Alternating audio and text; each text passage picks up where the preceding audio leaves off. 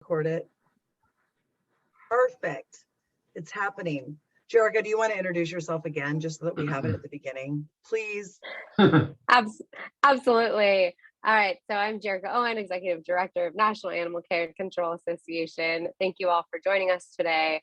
NACA, along with Gina and our partners at Michelson Found Animals, have come together today to really share with you some stories and some programs and centered around the amazing things happening around return to home efforts in the field by officers and agencies.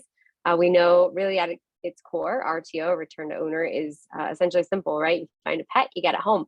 And so today we're going to talk about various different practices and programs that are being implemented around the country by some of the agencies that you'll hear from today. So that's it for me. Thank you for coming. And Gina, I'll pass it over to you.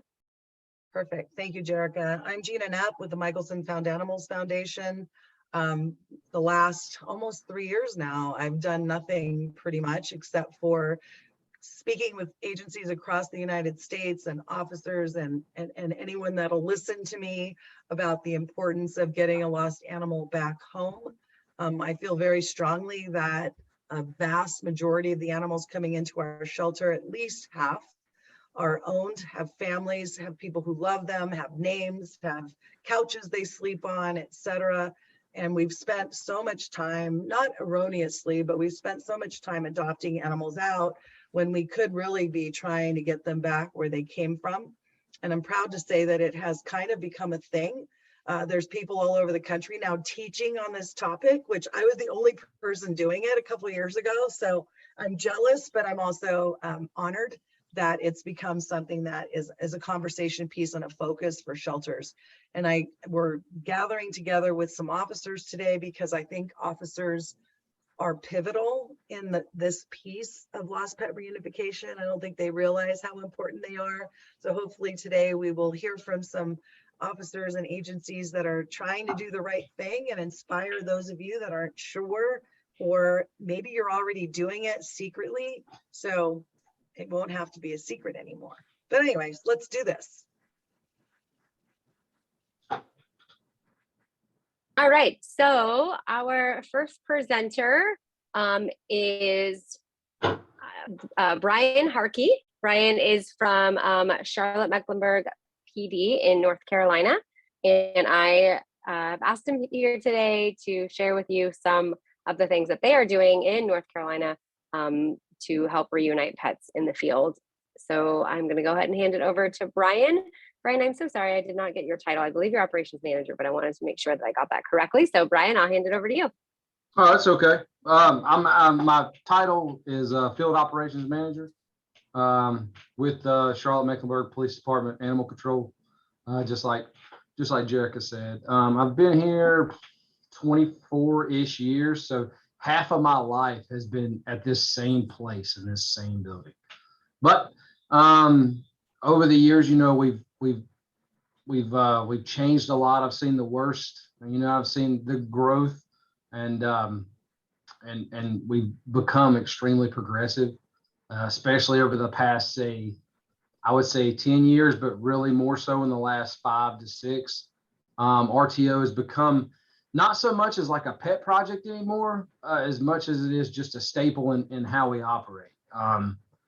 It's something that our officers are taught from the beginning, and we consistently push that. Obviously, our shelter's 30 years old. Charlotte's has grown pretty quickly over the last 20 years.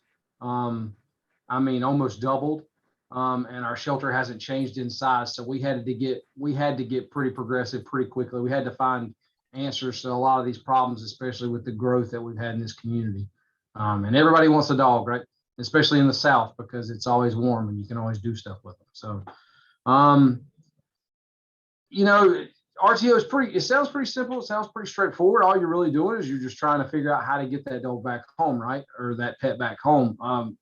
The thing that I think that has helped us the most here in our county and our city has been microchipping.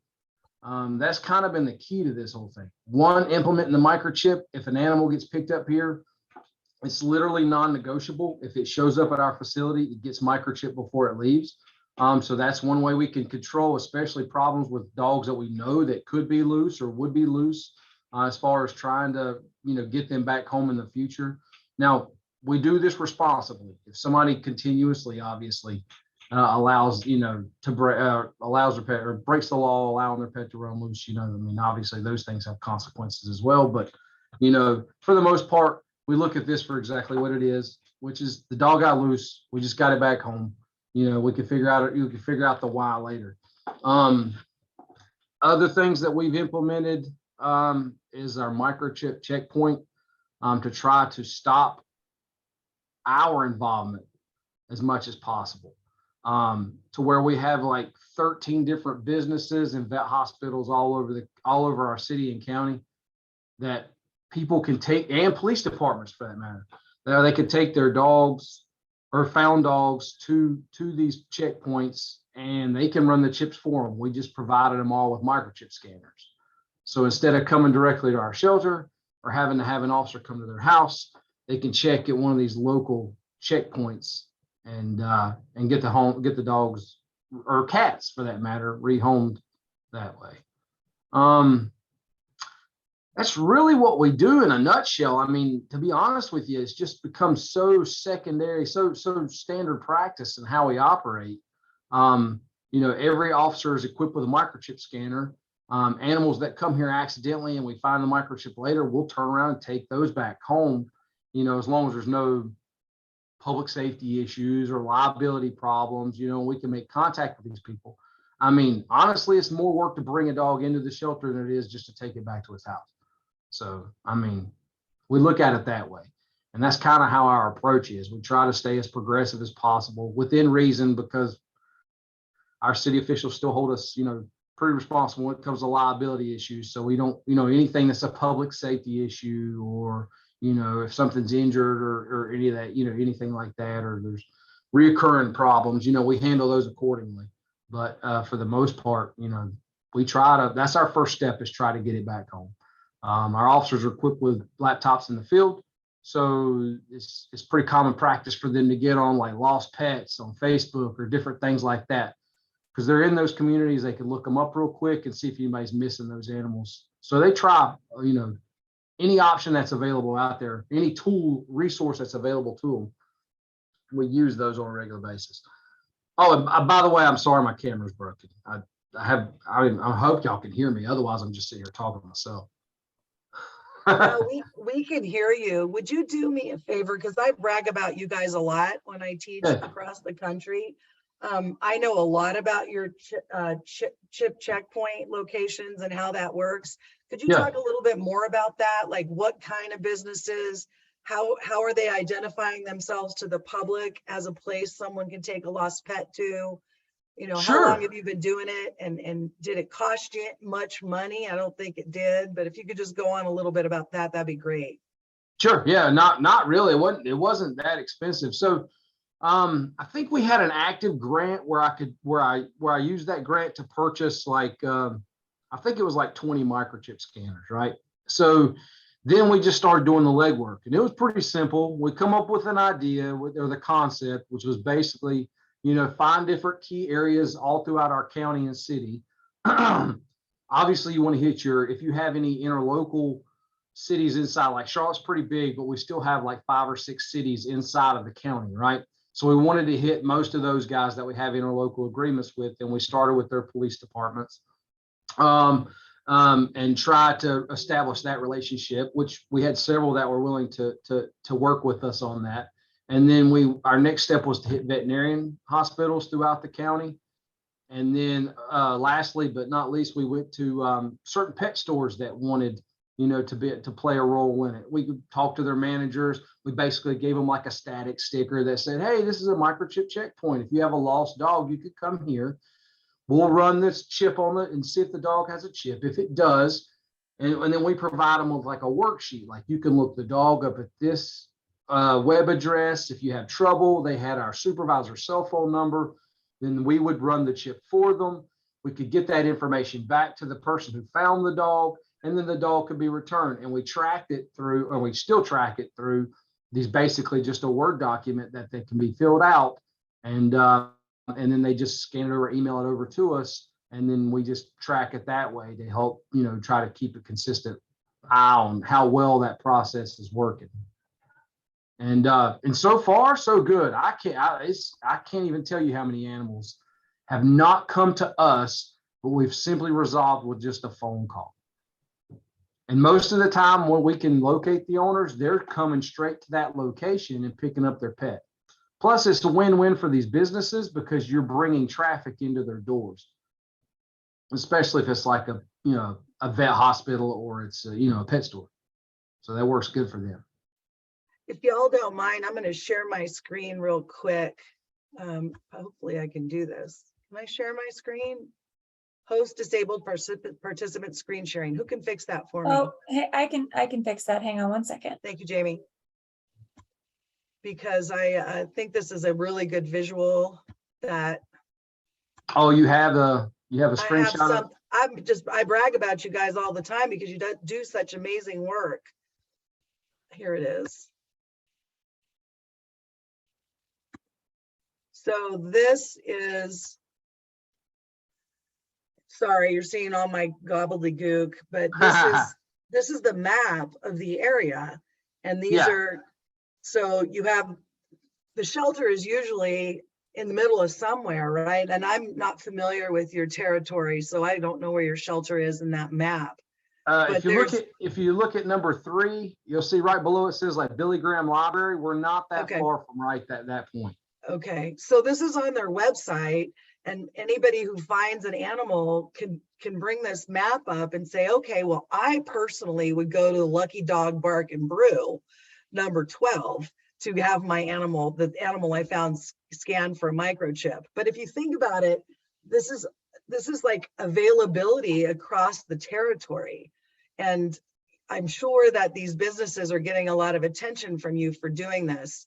Yeah. And, this I think this is the gold standard, and I think this is what we're starting to see across the country. The list has actually grown from this. It's actually more than 13 now. Okay, then I need a new list. So I'll stop sharing, but I just thought it was, how do I do that? Stop sharing. I think it's important. It's a good, Yeah, so, and you've got these decals you guys created that are on the outside of the businesses. I don't know how much you spent on those, but it tells people. Not much. Not much. And these are friendly places where, because people are afraid of, depending on where we are in the country, afraid of law enforcement, afraid of government. So I would go to a feed store or a brewery if I had any of those fears and concerns. So thank you so much for sharing that. Yeah. I have a quick follow-up question, Brian, if you don't mind. We a lot of times hear that, if a community member finds a pet that they may not want to hang on to it, do you find that your officers experience that, or or are they able to really share this information, and the community what is the community's response? Do they grasp a hold of it and go ahead and take it to those microchip checkpoints more often than the officers having to take it in? It goes both ways. It's just like anywhere else. There's active community members in each area of our city and county, and they play a vital role, especially when we have a huge volunteer base here at Animal Control too, and they live all over the place. But if these same people, if they find animals and they know that microchip checkpoint exists, they go straight there instead of driving all the way here. There's a lot of repeat customers because they just go out, they see loose dogs, they jump right in, and a lot of times it's the same people over and over. And other times it's like, I just didn't know what to do. I just came here not knowing about this, and they just happened to be one of our checkpoints, and they showed up, and they were like, and then these people were so helpful, and they just scanned the animal for us, and then we called them, and the dog lived right down the road, and home it went. It was that fast. So I mean, it's kind of a mixed bag. But we're starting to do this next thing. We kind of dipped our toe in the water. We haven't really started. I mean, basically, it's what we're trying to do is we're creating some stuff now. It's called like the First 48. Now, this isn't our program, but it is something we're trying to implement a little bit. We haven't gotten there yet just because we've been so busy. But it's basically like where you encourage people who find pets in a particular community, because chances are it came from that community, to hold on to that dog for 48 hours.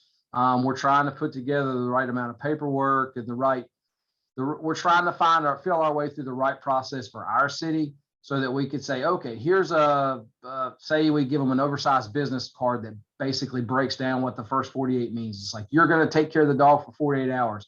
If the owner of the pet doesn't show up, no harm, no foul. Here's an animal ID that we've created for your call for service. Just simply call us back and we'll come pick it up. But you tried for 2 days to see if somebody in your neighborhood was missing a dog. You put your best foot forward and tried to see if, you could get it back home before giving it to us. Is basically what the program is. Now, like I said, we didn't create it. There's another town. I cannot for the life of me remember who it is. Arkansas, Cabot, Arkansas. That's what it is. That's who it is. So they're doing it. And I'm like, we're trying to take their concept and try to, mold it to how it's going to fit us best. We just haven't gotten there quite yet, but we're working on it. Fantastic. Well, thank you so much for sharing with us and everybody on the call some of the awesome things that you guys are doing. I'm going to jump over to our next speaker is Officer Lawrence Higginbottom from Memphis Animal Services. So Lawrence, you want to introduce yourself and take it away? Share with us some of the awesome things that you and your officers and your team are doing in Memphis to help reunite pets, get them home. Hey everybody, I'm Lawrence Higginbottom, and I'm an animal control officer for Memphis Animal Services. And one of the few things that we do that I find to be very successful with getting dogs back home is kind of being more people oriented. As far as we'll find a dog and he could literally be 3 houses down from his house, but he's just roaming. And sometimes it'll be as easy as putting a leash on him, probably scanning him for a microchip. If the dog doesn't have a microchip, somebody in the neighborhood would possibly know where the dog lives. So it'll be as simple as walking and probably communicating with the neighbors, maybe speaking and asking them, do anybody know who the dog belongs to? It's been so successful for me and a few more of the officers that do it. It's just a simple thing. It's just a simple thing. And for the most part, I find that a lot of people that know their neighbors and familiar with the neighbors and dogs and things and stuff like that they have, then it'll be just as simple as walking them to the house. Yeah, we do a microchip scan that's successful too. It's very successful. Like we can scan it. We have every officer is equipped with a microchip scanner. We scan the dogs while in the field, and a lot of times the chip come back. We can either contact the microchip company or we could get assistance from a clerk that could possibly help us do it while we're in the field. And those things like that could lead to us possibly getting the dog right back to his home. Of course, there's some chance the dog may not be that nice or something like that. We do have those events too. So the dog may have a microchip, but we may not be able to scan him until we get him to the shelter. But we want to find out where he lives before we even get to that point. Hey, Lawrence, I just want to jump in and ask you, because one of the things you just talked about that I think is so great is when you talk about your conversations with neighbors, let's say, because we know that there's some communities in Memphis that don't have microchips, and we don't find a lot of microchips. Right. You really have to rely on that conversation. Can you talk a little bit about, I know you talk to everybody, but who do you find to be the most helpful, right? Like, who are the people that usually have the intel that if I go ask them, they're going to tell me and they're going to know where this dog lives? Like, who do you go right to when you're out there? It's more so the elderly people. the elderly people and a lot of the kids that may be out, because for some odd reason, dogs are, for the most part, they're real nice with kids. So if we see some kids or something out, if I see some kids or something and the kids know where the dog lives, So if I see some kids or something outside and I put a dog on a leash to walk it to possibly try to find his home, I'll ask a kid, hey, have you seen this dog before? They'll be like, yeah, a lot of times. Like probably 9 out of 10 times. They'll be like, yeah, I know where you live. I know I can take you exactly where his house is. And it worked. It worked. Like it's a strong yes on finding homes back, finding dogs way back home like that.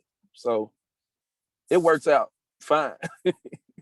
Lawrence, I have a question for you. I had the privilege of meeting you, and it was very obvious to me that this part of your work is super important to you.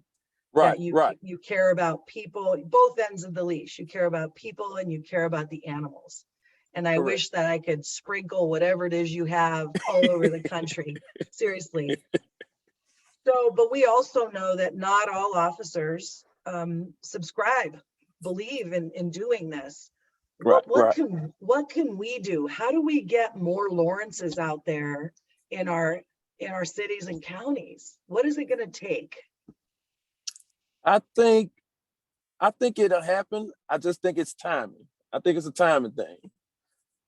At some point, your job, you be able to bring your job along and add it in with your natural feeling, I guess.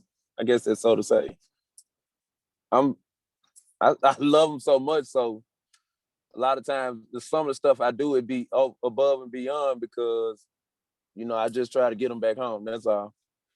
When you get them back home and the people are there and they're happy and the dog's Something went happy. wrong. Please try again. Isn't that amazing? Yes, ma'am. Most definitely. They be wanting to follow me on Facebook and Instagram.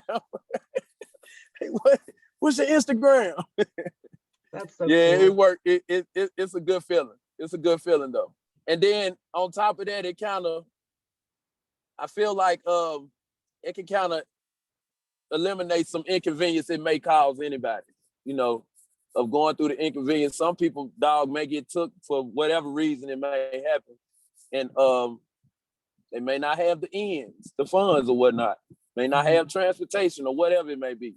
So we could possibly eliminate that. And then not only just eliminate it, we can help them, assist them with making sure it don't happen again.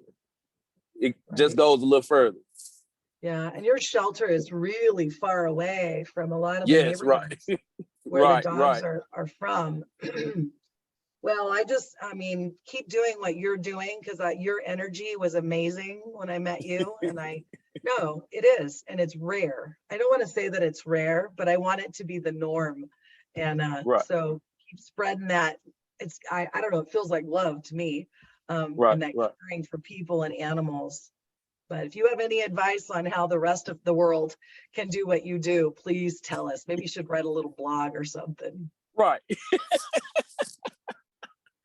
I like to thank my mom for it. Yeah. Yep. She played a major role in it. Major. Good for you. Thank you for what you do. Gina, one of the things that I would say that I think it is about Lawrence, and I think that this starts at the leadership level about the kind of people that we're hiring. I think that it used to be very normal for when you would interview for an officer or an animal care tech position for someone to say in their interview, well, I hate people, so that's why I work with animals. I don't like people, so I'd rather deal with animals. And that was sort of not frowned upon, that was embraced as an acceptable philosophical approach to why you got into animal welfare. That's never been Lawrence Higginbottom for a single day that he's been here. The smile never leaves his face. He's never unkind to a person. They could be screaming with spit flying in his face, and he may close the smile a little just for disease purposes, but he's still going to be kind and treat them with respect. No one has ever been angry at Lawrence Higginbottom. No one has an ill word to say about him. And it's because he loves people as much as he loves animals. And that is the cornerstone of this work that we're talking about today. So that would be what I would say. You've got to have people like Lawrence who love people, not just people who love animals. That's the game changer. Hey, Lawrence, I have a quick question. And I know that you have a team of officers. I met some of them when I was in Memphis. How do they I don't want to say how do they treat you, but how do they react to the fact that this is a priority for you? I think a lot of them, I think they realize the feeling is mutual. Some come to me for certain type of advice, as far as like even some of the officers that have been here for a minute. They ask for advice on certain things, like how they should go about doing it, as far as whether it's how to find a neighbor, or what do I look for when I'm talking to them, to kind of see, you know, if that's where they want to go looking for dogs owners, or whatever the case may be. It's kind of like an open book as far as with the co-workers, so to say. Yeah, Like, but nobody is critical of what you do, right? I would hope not. No.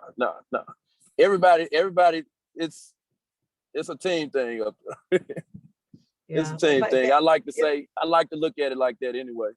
yeah, if anything, they're probably jealous because didn't you win some kind of a prize not too long ago? Nah, You did, right? they An cracked incentive jokes was- about it, but it was it was all free game. Well, I They heard that- cracked jokes about it, but it was free game though. I heard the They next one liked was it. like a $500 gift card, right, Alexis? Yeah. Just kidding. She said a $500. Lawrence is gonna be in my office tomorrow, Gina, if you're spreading lies like I that. ain't getting off until 9 o'clock. Nice. But Well, Lawrence did win. He won our return to home challenge that we did for our officers, and he got a nice gift card and the recognition that he deserved for getting the most dogs back home in the contest time period of all of our officers. So that's why I asked him to be here today. Excellent. Good job. That's awesome. Congrats. And what a great program, Alexis, that helps to incentivize, but also really, just reward that creating more Lawrences. That's amazing. Do we have any other questions or anything we want to ask for Lawrence? No, but Alexis Thank did you put so in much. the Okay. Alexis did put in the chat that they have chip scanners at all of their fire stations in Memphis, which is awesome. I don't know, how many fire stations is that, Alexis? Like 60? 60. And how did you fund that? A grant. We got a Maddie's Fund grant, and I bought those Halo scanners, more bang for your buck. And just a little piece of advice: don't buy them through Amazon. Go to the distributor directly, which is based in England, which was a little bit of a thing for. You have to put it like on a credit card and all that kind of stuff. But they'll ship it, and the cost ended up being, instead of like $80 per Halo scanner on Amazon, they're like $30 or $35. Nice. Wow. Get them direct from the manufacturer in England. So Okay. yeah, I like Googled it and figured out who made them and sent a form email in to some British email address, and that's what we did. But yeah, so we got a Maddie's innovation grant for $5,000 to do that. And so, yeah, so we have firefighters at every station that scan. They have the instructions, like what Brian, I think, was talking about, like the instructions of how to do it so that they can actually look them up themselves using the AHA search function. Excellent. And we've also done that with some of our neighborhood associations too. So in addition to physical locations like stores and vet clinics and fire stations, having them with people who are connected in your neighborhoods. Like we have some really active neighborhood associations, and I've supplied them with chip scanners because they're active on these like little Facebook groups, and they can get called out to where the dog's been found, scan them and get them back home. And we've had great success with that too. Yeah. And we That's kind great. of exchanged in the chat. It's really super important, if we can, to get the fire departments to actually keep track of how many people come in, were they successful? Because then you have an argument for why this needs to continue to be funded. And your officers are also, they know where people hang out, and it might be Joe's barbershop. It might be the corner store. I mean, who knows? But all neighborhoods are a little bit different. So it might behoove all of us to talk to our officers and find out, what makes the most sense. And it will be different in every town. Just FYI, Lawrence said his phone overheated, so it turned off on its own. So, but we were done with him anyway. Well, I will say that I met him and talked to him at length, and I just love his energy and his commitment to this piece of the work that we do. Yeah. And I think we're going to hear from Lawrence again in the future. I agree. I just found myself with this big old smile, like, wow, just amazing. All right, let's move to our third presenter. So we have Adon Pereira. Hopefully I didn't mess that up, from El Paso. So Adon, I'll hand it over to you. And thank you again for being here today. I can't wait to hear what you guys are doing in El Paso. Good afternoon, everybody. Adon Parra from El Paso, Texas. Thank you for having me here today. And it's going to be tough to follow Lawrence and Brian there in Mr. Harkey. Everybody's doing such a great job in their cities and communities. And I definitely want to commend all of you for the work that you're doing. And I definitely also learned a few things for ourselves that, we can pass on to our animal control operations. But thank you. It's going to be hard to follow you guys, but let's see. I'll let you all know what we're doing in El Paso, and hopefully that'll be beneficial for some of you all as well.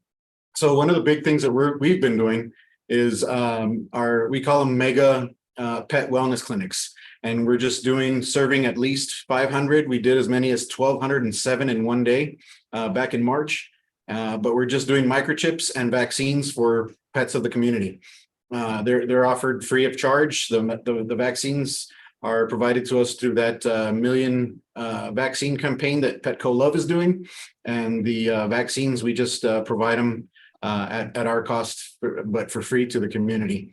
And our officers are really excited about that because they're seeing chips that they've implanted now come through their scanners.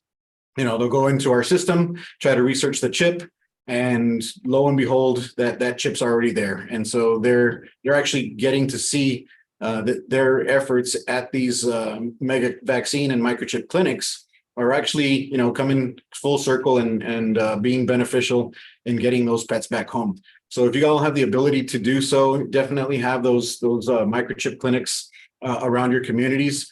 We've got a floating crew that are known as our resource rovers. It's just a team of 2 people, and they'll go and pop up different parts of town and microchip, 50 to 100 pets in a couple of hours.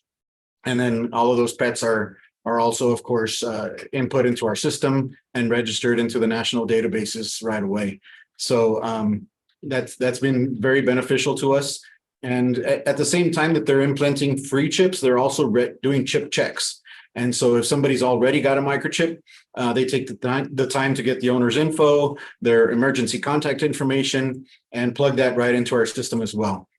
So that's been one of the big things that we've been doing in El Paso that we've been seeing to be very beneficial. Another thing that we're doing is we call it, everybody has Amazon Prime, but we have Animal Services Prime. And so if somebody's unable to come and pick up their pet from the shelter, which is kind of in the middle of town, but from some parts of town, maybe a 20 to 30 minute drive. So if they're unable to come and pick up their pet, we'll deliver their pet straight to their door free of charge. We just want to reunite that pet with their family. So that's another thing that we're doing here in El Paso. And of course, if somebody comes to reclaim their pet here at the shelter, we have decided to waive all fees. The only fee that they pay is the $12.50 rabies license fee. And other than that, they were paying on average $120 to come and get their pet. And that might have spent just a couple of hours here at the shelter. So we've waived all fees. We consider ourselves, a public service, not a revenue generator for the city. And we're just want to get those pets back home. That's a good thing. We do that too. We waive fees. That's you guys are doing really well. That's cool. Yeah. I like the Amazon Prime thing. That's pretty neat. We were lucky enough to get council approval a couple of years back on that waiving of fees, and it's definitely seen some benefits. And it was a big deterrent to have people come and get their pets from the shelter, because knowing that they were going to have $120 bill right off the bat well, I can't afford that, especially in times like we're going through right now, the last couple of years, inflation, gas prices, you know, you name it. Yeah, we're on the same, I'm on the same page here with you. Yeah. It's like, we're not here for profit. We're a government facility. So yeah, we see eye to eye on that. That's cool. Yeah. Good job. Thank you, thank you. So I was about to say that our resource rovers, they also provide tethers and trolley systems. If maybe it's a repeat offender that gets out frequently, the pet likes to jump the fence. He's you know, Olympic track star and likes to jump those fences, then we provide those tethers or trolley systems and actually set them up for the pet owners so that we can try and prevent those pets from being out in the street and maybe, you know, possibly getting hit by a car or anything of that nature. We'll provide, when it's really cold outside, we also provide dog houses, because sometimes when they're looking for warmth, they're going to do whatever they need to find that warmth. And if it means getting out of their house and finding it somewhere else, then they will. So if they have that dog house to find shelter in the cold or rain or whatever it might be, that's something that our resource rovers are also providing free of charge. And those have just been made possible by grants. We've been able to purchase these necessary items and hand them out to members of the community. Alexis in Memphis actually kind of stole my thunder a bit, because I was going to mention how we were the first in the nation. I'm still going to mention it, but we were the first in the nation to have those microchip scanners in the fire stations. You know, we kind of have it's about a 50-50 return rate at those fire stations. We joke here in El Paso about how you know, the cops kind of sometimes get a bad rap, but everybody loves a fireman. So it definitely is beneficial to us in El Paso. We've got a lot of firemen at the firehouses are very happy to see these pets come through and find out that they've actually helped the pet get back to its owner. They're just natural born to help people. So helping animals just is an added benefit to them. Something that we're going to unveil tomorrow, actually, there's huge news for you know, people in animal welfare. We're unveiling tomorrow what we're calling a reunite site. You all might want to stay in touch with our social media over the course of tomorrow, Facebook and Instagram, because we're unveiling this first in the world technology, and it's something that you all can implement in all of your communities around the nation, across the nation. Cost right now is about $5,000 per unit, but it takes no manpower. It's solar powered, and so it's definitely something that you all would benefit from in your communities, because it's just another effort that we're trying to do to get pets back home. We know that members in our community want to help. You know, they post pets all the time on those Nextdoor apps, on Facebook, on Instagram. I found this pet. You know, does anybody know where it lives? So members in our community, and I'm sure we're not alone in that, members of your communities as well want to help. So why not empower them and give them more accessibility to do so? It's kind of like these checkpoints that they have that Brian mentioned, and but it's self-powered, self-manned. It's solar powered, so really they can access it also 24/7. So yeah, definitely keep an eye on our social media. Tomorrow is the big unveiling, or ribbon cutting for this first in the nation technology that we're calling a reunite site. Is it like a microchip scanner that's like at a park or something, or Yep. like, you know what I'm saying? Okay, I know what you're talking about. You only Yes, had to sir. buy. Y'all set it up where you could just buy one, or did y'all have to buy like multiple? No, you can buy multiples, but you know, we're the innovators of this project, so we're unveiling it tomorrow. But you can reach out to. I'm not sure if you're on Pet Point or any of their product, the 24 Pet products, but you can definitely reach out to them to inquire.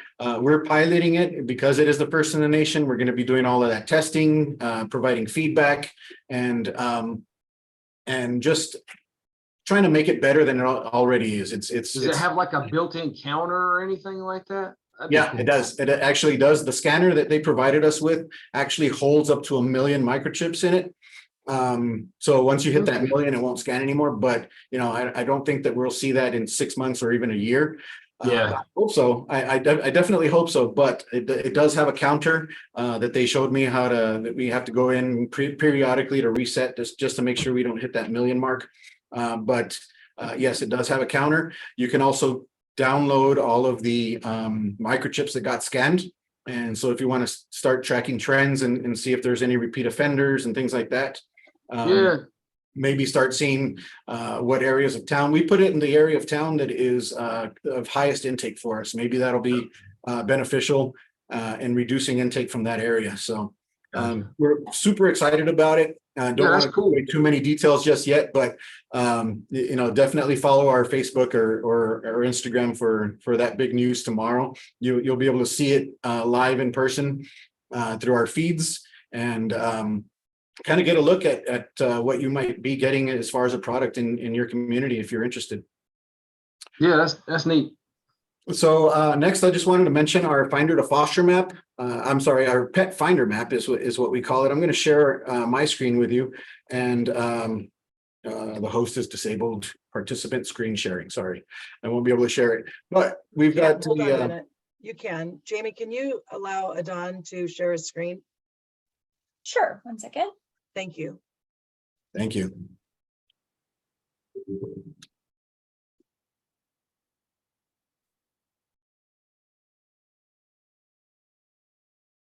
Okay, there you go. Great. So I just wanted to share with you all our Pet Finder map. It is kind of like what was shown a little bit earlier. This shows all of our, it's kind of going through an update right now, but all of those pins on the map are where anybody could take their the pet that they found to get scanned for microchip. And these might be any of those fire stations that I mentioned to you earlier. Like Brian said, the vet clinics, Petco, PetSmarts, things like that. That way, members of the community know where they can go and take a pet to get scanned. And also, this map also kind of shows any pet that's in our possession. So if they want to zoom into their neighborhood and look at the animals that have been found in their neighborhood, they can tell whether we sent that animal out to Finder to Foster or whether it's in our care here at our shelter. Like I said, it's going through an update right now, but it's definitely a useful tool. We won the Bob and Diane Hoover Innovation Award for this map, so it's pretty cool. It's pretty neat. It's our brainchild, myself and Michelle Anderson, my coworker. We came up with this. Presented the idea to our IT department, and our IT department made it happen. So it's been a very beneficial tool for members of our community to use and try and reunite pets, or you know, we can post pets that are either lost or that have been found. So there's a tab on there for each. Anybody who wants to file a lost and found pet report can do so on our website, and as soon as a pet comes into our facility, it gets plopped right onto the map based on its found location. So pretty neat tool. And then the last thing that I wanted to mention was kind of also similar to that first 48 is, you know, we're also asking those members of the public that bring in pets to our facility to hang on to it for a day or two and let us kind of facilitate the reunification together. We've shown that 38% of the pets that go through that process will actually get back to their owners. Our regular return rate, if we do intake the animal, is only about 12%. So we're seeing more than almost a triple the amount of return to owners if they follow that process. So I hope that you all have more success in your communities. 38% is a fantastic number for us in El Paso. But I wish you all the best in that first 48. I like the name of it. That's a pretty good show too. So congrats on trying to get that off the ground, Brian. And that's pretty much all I have for you all today. I think I gave you all enough information to listen to and think about. But if you all have any questions, definitely feel free in the chat or jump right in. I got a question. Sure. This kind of goes for you and for everybody else. in your state, Texas or any other state any of you guys may be from, is microchipping still considered a medical procedure in your state, to where your officers or techs or anything like that, where they're not allowed to implement those, or? Not for us, not for us. We chip in the field. So that's kind of what goes toward what Lawrence was saying earlier. We're getting away from that enforcement aspect, and instead of hitting them with a citation for not having a microchip, which is a part of our ordinance, we'll actually chip them out in the field and register them right then and there. So we'll vaccinate them, but North Carolina is still, they have veterinary lobbyists over that rule. They don't want to allow us the opportunities to make this work better for us, or for animal controls across our state. So you all can vaccinate? No, we can vaccinate. We just can't implement that microchip. See, we're the opposite. We can't vaccinate because it's considered practicing veterinary medicine in Texas. So without a doctor, and that's why at these mega vaccine and microchip clinics that we have to have a doctor present to just get eyes on every nose that comes through the door, because that the vaccine is still practicing veterinary medicine, but we can do chips. So what they do with us is we have the ability to go through and become registered with the state to become somebody that could give vaccines. We're only allowed to give 1-year shots, which is fine. We're just trying to get animals vaccinated with for rabies, but it's still an issue with the microchip. They just consider it a medical practice. I think they're trying to get it resolved right now, but it's just dragging itself through the mud.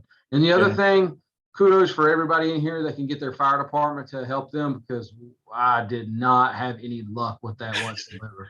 They were like, look, we can't have a dog here and then get a call and then y'all can't get here in time. So Well, you're not asking them to take the dog, you're just asking them to scan it real quick. Yeah. Oh yeah, I get it. Yeah, they're like, no, we don't want that obligation of feeling like we need to hold it here. They just refused. They bought. So I had to go a different route with that and try everything other than them. But good on you guys for getting it figured out. I couldn't. Yeah, thank you. I tried. Hey, and Alexis, just going back on your comments, that's what we do in animal welfare. We copy everybody. If somebody's got a good idea, then by all means copy it. And hell yeah. We take it as a moment of pride, if we're being copied. So, by all means, if you copied us on the fire microchip scanning, then I'm glad it worked for you, Alexis. So absolutely. That's what we all do, right? Like that first debate that you guys were talking about is a great example. Being like a Haas pilot shelter, we've been working on that for months now to replicate Mike Wheeler's work in Cabot. So that's how we all do it, right? We just steal the best stuff from everybody else. Why reinvent it? Yeah. I mean, there's great ideas out there, but there's not that many great ideas. So, I mean, anytime somebody comes up with something new, I'm going to jump all over it, So. Yeah. Dawn, I am so excited. Tomorrow morning, I'm going to get up super early to see this whole Reunite site, because I brag about El Paso all the time. Yeah. And I have to throw this So in. about 10 o'clock Mountain Time is when this is all going to start taking place. That's when we're going to have the press conference and the ribbon cutting and all that jazz to go along with it. So we're hoping that the noon shows, the local noon shows will pick it up, and it'll get put out pretty decently by the local media. And who knows, maybe even national media will pick it up from them. Well, I can help you with that. But I am a big fan of the work that you do in El Paso. Brag about you all the time. I want to share my screen real quick because, I can't do it. Jamie, can you let me share my screen? Yep, there you go. Thank you. Because Adon's computer was refreshing, and I get it. But this is what he was trying to show us. So the purple flags are lost reports for cats, for example. Yeah. I can't toggle because this is a a PowerPoint screen, but the average community member can sit on here and click on the orange or the purple and cross check, which is a great way to use volunteers. But if you have this kind of capability, your officers need to know about it so that they can tell people to use it. And I think that's one of the biggest drawbacks we have, is that officers are isolated from the inner workings of the shelter and all this amazing stuff. And I think, Adon, you're doing a really good job with ensuring that your officers can speak to this, right? Yeah. And I think that's one of the magic, that little bit of pixie dust that we all need.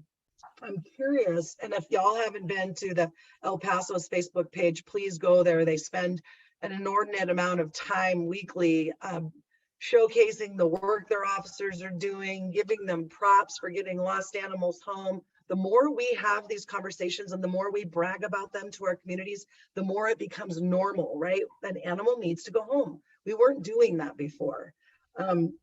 But I have a question, Adon. In the last, and I don't know what your return to home rate is, but in the last 5 years, with all the things you've been doing, have you seen a growth or an improvement in the percentages?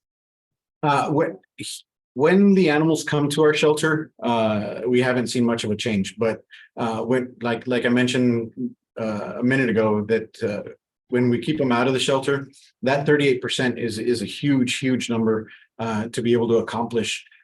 We just need to do more education locally. Make kind of have the public see that it's a lot more valuable to make the shelter a last resort instead of a first resort.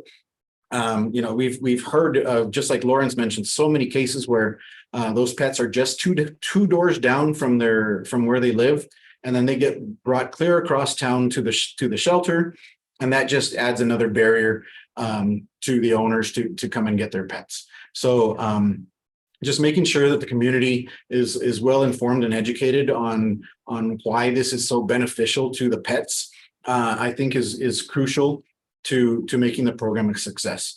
It's definitely, you're going to get some pushback. You're going to have those naysayers, but don't let those few dogs bark too loud.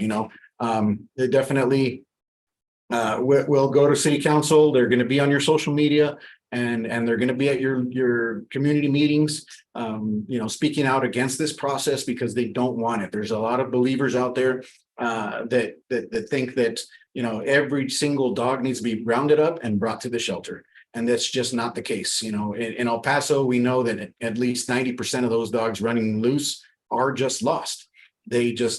Somebody left a gate open, somebody accidentally left the front door open too long, and their dog just darted out either one of them. They're just lost. And that's what we're trying to kind of change the perception of those naysayers right now. And then, you know what, it's a small group with a loud voice. Yeah. We should just give them no space in our heads whatsoever.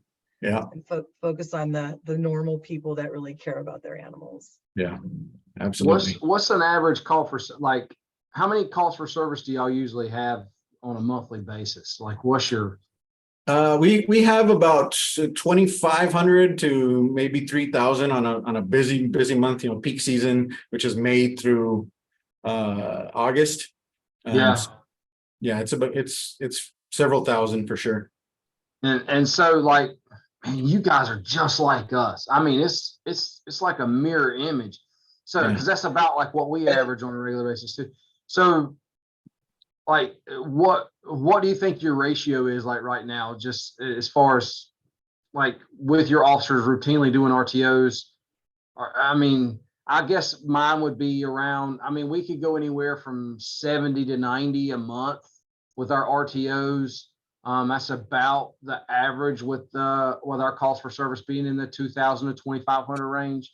Now you got to understand, with that many calls, not every single one of them is a result in picking something up. A lot of them are, God knows what, nuisance, this, that, bites, barking, wildlife, yeah, whatever, what have you. But I think we average around 75 to 90-ish in our RTOs. Is that kind of where y'all are at, or y'all? Yeah, we're a little bit higher than that. We usually RTO about 300 a month, and 50% are usually at the shelter, people coming to pick up their pets, and the other 50% are out in the field. So Oh, okay, I was just including just field. I didn't even yeah. think So about it. so if we're averaging about 300 a month, then it'll be about 140, one around there ish that they're RTOing out in the field a month. Do you ever um, do cats? So Those are back in small, that's a 2021, smaller amount. yeah, no, cats is a super small amount. It's Yeah, the yeah. majority is dogs, but I have the numbers here. Back in 2021, we RTO'd in the field 1,164. And Okay. as of the end of last month, we've done 630 this year. So we're on track to do about 1,200, 1,300 out in the field this year. Yeah, we're really similar. Your city and my city is really similar. You know, Don, have you put a dollar amount to that 1,164 animals that didn't come into your shelter? Do your kennel? I have not, but my director's listening, so I'm sure that's going to be on our next presentation. So But I mean, and here we go about, are we sharing this information with everybody in our organization?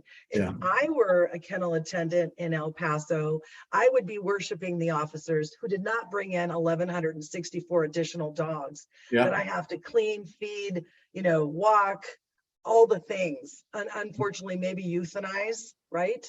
So put a dollar amount to that, because that is a huge amount of money. Huge. That Yeah. could probably fund 2 positions in El yeah. Because Paso. if we were looking at our average fee to reclaim their pet at being about $120, then just doing some quick and dirty math, that would be 120 times the 1164. Yeah, that's $139,000 right there. Right. So, But and that if they will 120 all I think redeemed, is on the low end. So right. So if you cost of can't care is much do higher that now. math with daily cost of care and average Yeah. length of stay, Yeah. it's a much bigger dollar. Mhm. Just Yep. plus all the emotional and mental and labor involved. Yeah, definitely. Yeah, I know we're always, and I'm sure Brian will say the same, but we're always at capacity here in El Paso. Right now, Yep. we've got just over 1,000 animals in our care when our facility was built for to safely and securely and comfortably house probably 250 to 300 animals. Wow. So it's just, I think you're absolutely correct in making that known to the kennel attendants, because if they knew the work that the officers are doing out in the field, then like, you're right, they would absolutely be appreciative of those animals not coming into the shelter. Yeah, same here, full capacity, 28 fighting dogs on a felony case. Wow. I mean, and our Department of Ag makes us walk them every day. We have to walk all 30 of them dogs every day. It's just the regulations. It's in this case has been going on for a year almost. Wow. There was recently a really interesting article just a few days ago out of LA City about confiscated animals and what the shelter's responsibility is for providing enrichment to those animals. So I would expect in the next year or two, we're going to see a lot of changes in that regard Mhm.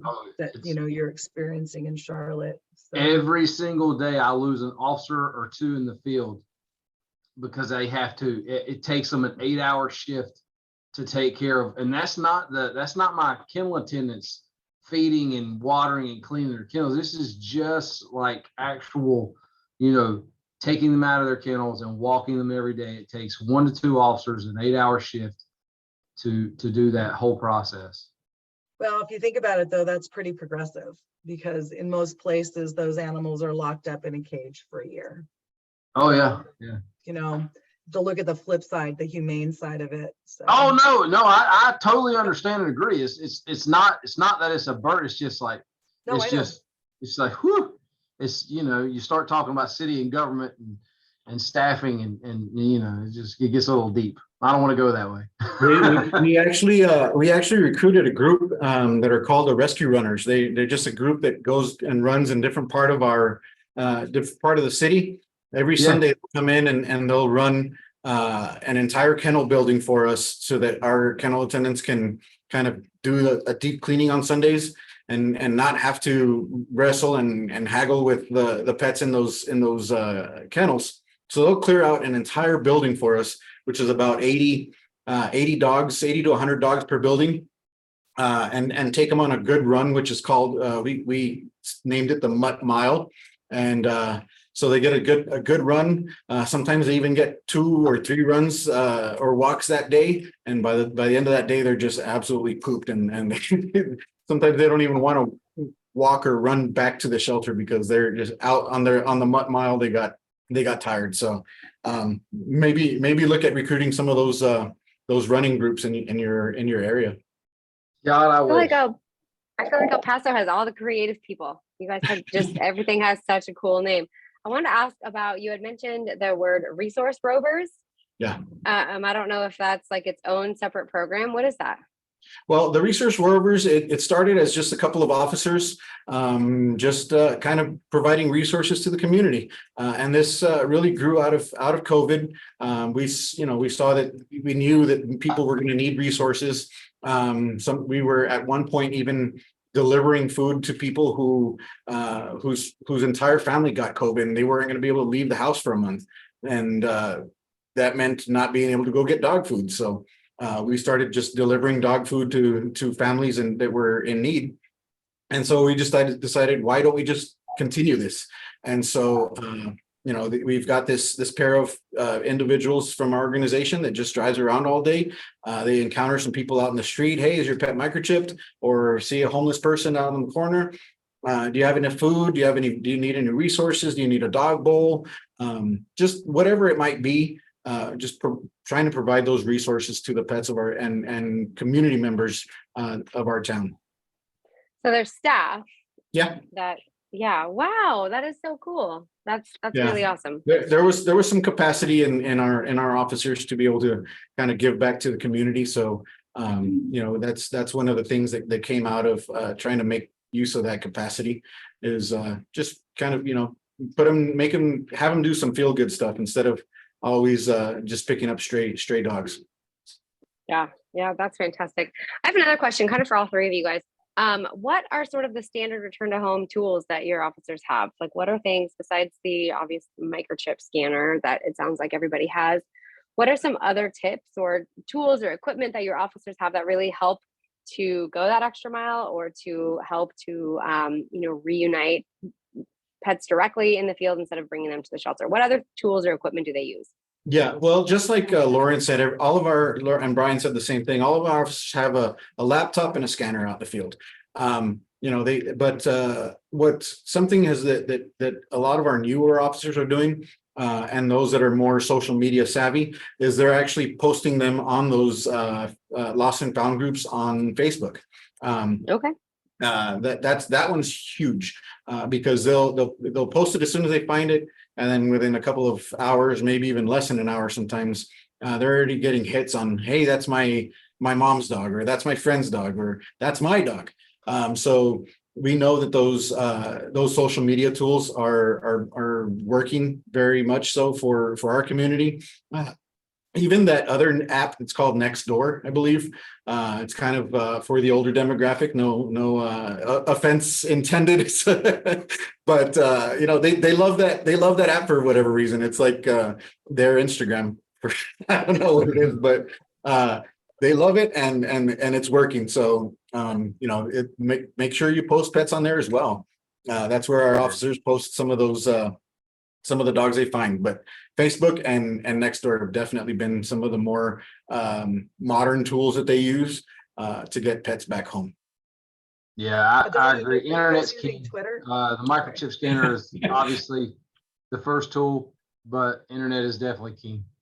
Yeah, we have a local Instagram page. It's called Fit Fam El Paso. It started as a fitness group, but now they just do local chisme, as we call it. It's just local gossip. But they pick up lost pets, people that are saying, hey, I found this pet. They'll post those on their story. They have a story that's probably 30 to 50 stories long over the course of a day. but they'll work those into their stories on Instagram. And because so many people follow that because they want to know the local gossip, a lot of pets get back home through that route as well. You know, what I keep hearing is that people out there, our officers out there, are having a higher rate of success than the shelter, Oh yeah. right? All over the country. Uh-huh. It's just, We're still at the 50-50 mark, but we're Yeah, but- working on our officers.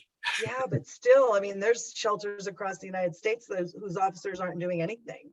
Yeah. So you really should be proud of the work. Yeah, that and officers it's do. really is just changing the culture, changing the mindset of how your officers work. Some of your officers might have been on board for the last 15 plus years, and so in that short time span, a lot of these industry best practices have come along, but they haven't been provided the training or the support or any of the tools necessary on the back end from administration or city council, whatever the case might be, to make that change and make a mindful effort to just try and get those pets back home, as opposed to bringing them to the shelter, because a lot of these officers used to compete and talk about, hey, well, I picked up 40 animals today. No, I did 50. Well, now we've made it kind of more competitive, if you will, and so our officers are competing amongst themselves in seeing who can do the most RTOs in a day.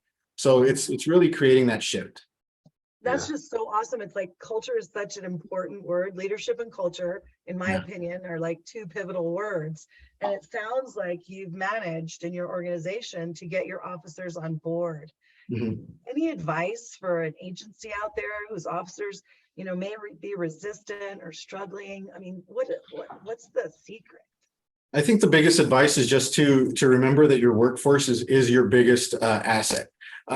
Just providing them the resources, answering their questions, being there for them when times get tough, just providing everything possible to let them be successful. Understanding that your workforce is your biggest resource is going to get you, far down the road, more than just continually writing them up for everything and always pointing out the negative. Just stay positive for them and definitely just provide them the resources for success. It goes a long way, and it's really that's just the gist of it, is just being supportive.